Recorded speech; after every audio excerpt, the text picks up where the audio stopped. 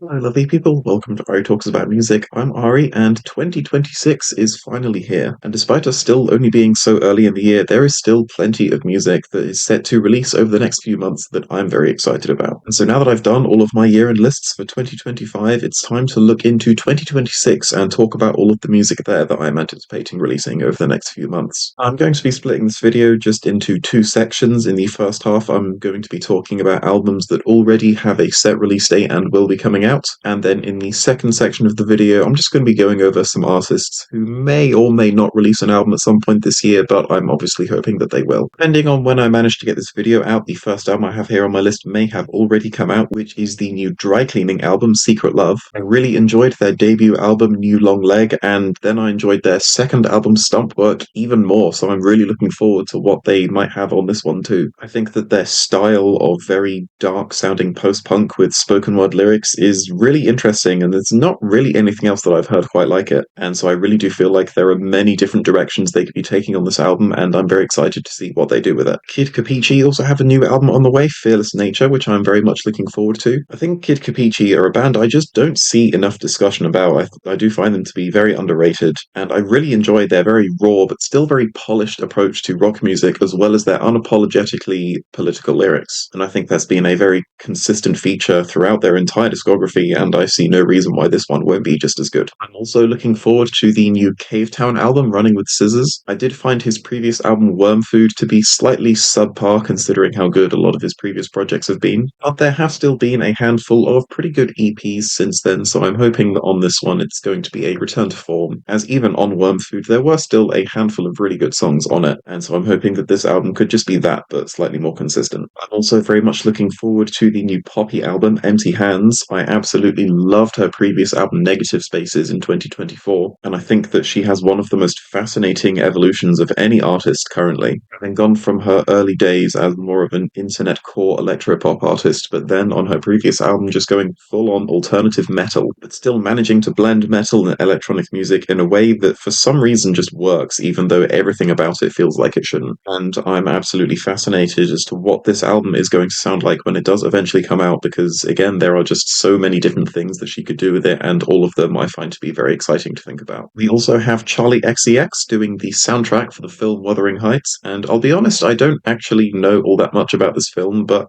having Charlie XCX do the soundtrack does intrigue me to check it out. And if nothing else, the fact that she's releasing a new album at all is still a reason for me to get excited, as obviously she did release Brat in 2024, which was an absolutely generational album that will easily go down as one of the most definitive albums of the 2020s. And so despite this album not really being an album in its own right, but more of a soundtrack, it's still one I'm going to be very intrigued to check out. I'm also really looking forward to the new Converge album, Love Is Not Enough. Even though I still think their best album is easily Jane Doe, they've still been on a pretty good streak recently, and so I'm really hoping that that streak of quality will continue with this album as well. Gorillaz also have a new album on the way, The Mountain, which I am anticipating too. I've not been a huge fan of the last few Gorillaz albums. I really think that they peaked with Demon Days and Plastic Beach, but I feel like with Damon Albarn, you just never really know at what point he could bring it back, and I don't think that that necessarily will be this album, but I think that when it comes to Gorillaz, there's always the possibility that it could still be an increase in quality, even if it's not quite as good as their absolute best work. I'm also looking forward to the new Tiger's Jaw album, Lost on You. This band is a very recent discovery of mine, and I've been really enjoying listening through their stuff, and I'm definitely excited to see what a new album of theirs will sound like. They are slowly becoming one of my favorite underground indie emo bands, and while I haven't listened to every single one of their albums yet, the ones I have heard have all been really good, and I think that that easily could also be the case for this one, which I'm excited to finally get to listen to. And lastly on the list of confirmed albums I'm looking forward to is Good Kid with Can We Hang Out Sometime. I'm really anticipating the debut release from this band. I've liked a lot of their EPs up until now, and I think that they've slowly but surely established quite a unique sound in indie rock,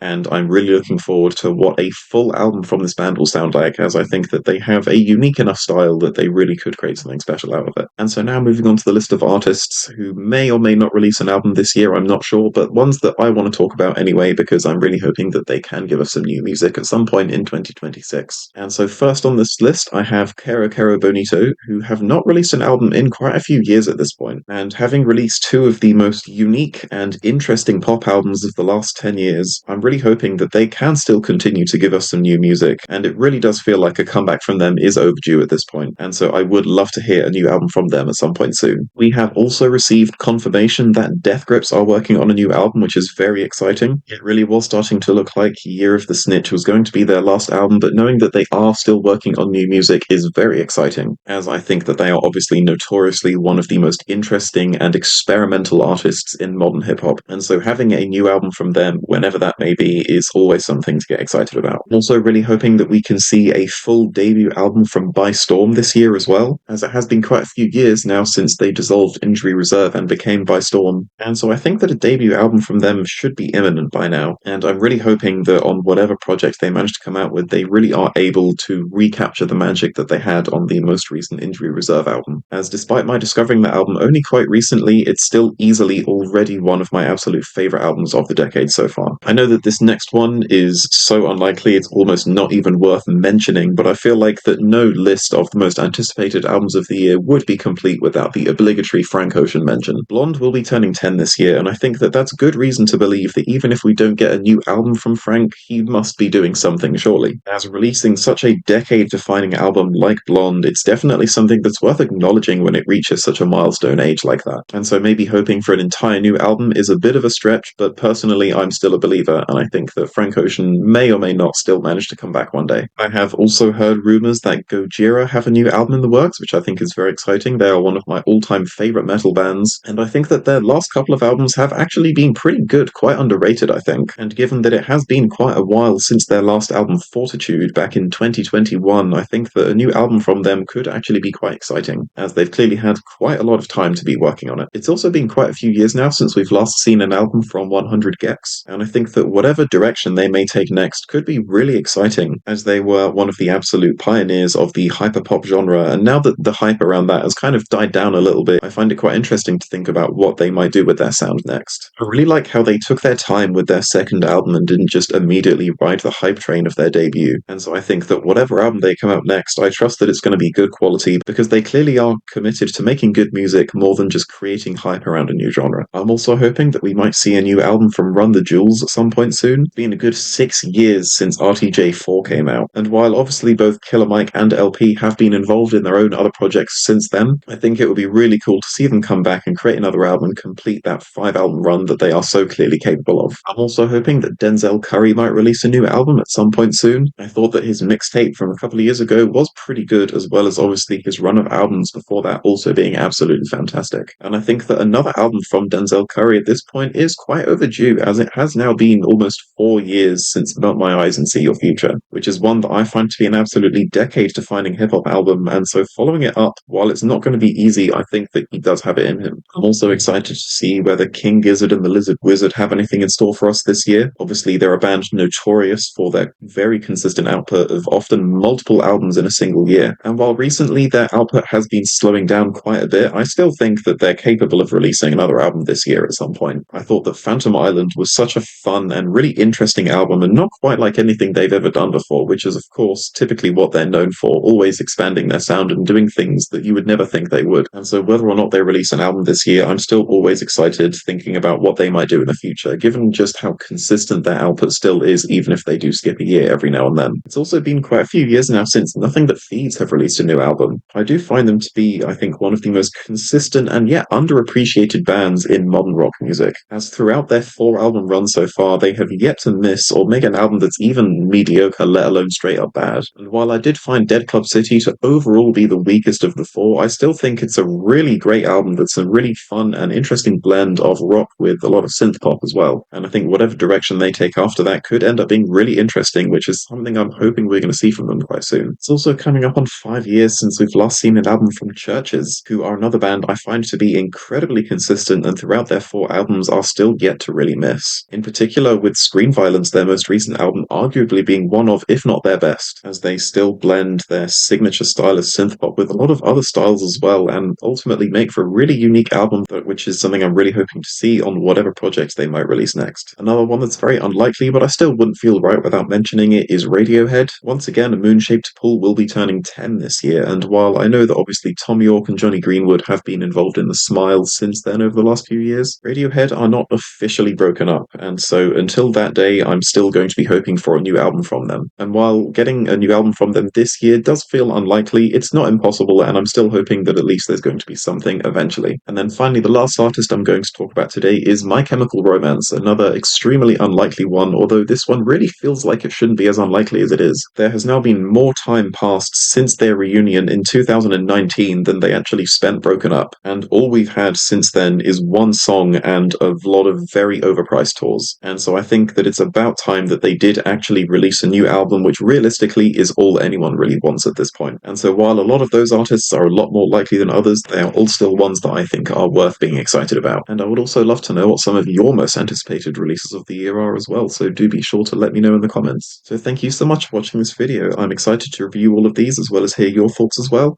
Please leave a like if you liked the video, and please leave a dislike if you didn't like the video, and remember to stay hydrated.